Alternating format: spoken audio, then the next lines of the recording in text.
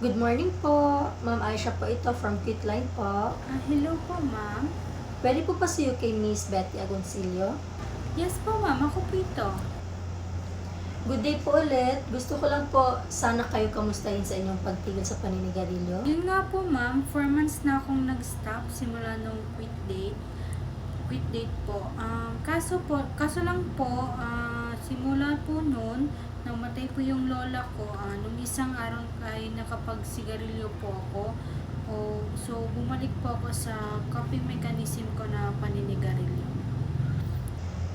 Ganun po ba? Lagi niyo pong tandaan na ang Quitline po ay nandito para tulungan at gabayan po kayo sa pagtigil niyo sa paninigarilyo.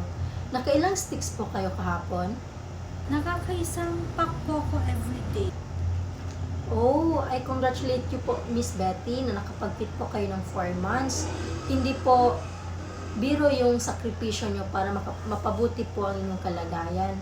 Ang iba nga po na gustong huminto ay inaabot po ng 7 beses.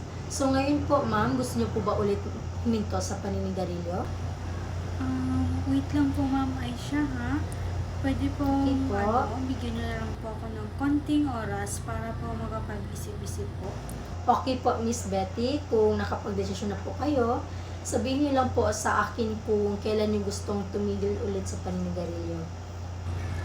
Ma'am, ano po kasi, kakapromote ko lang po as a supervisor. So, napakaraming trabaho po na ginagawa, kaya na-stress po ako. Ang paninigarilyo po talaga ang aking takbuhan upang mawala ang aking stress. Wala pong problema, ma'am, kung kailan niyo po ulit gustong magtakda ng quit date. Lagi niyo lang po tandaan ang aming mga ipinayo o suggestion para po sa paghinto sa paninigarilyo. Opo, ma'am, natatandaan ko pa rin naman po. Sadyang di lang talaga sa inaasahang pangyayari ay medyo nahirapan po akong mag-cope up na at nakabalik po ako sa paninigarilyo.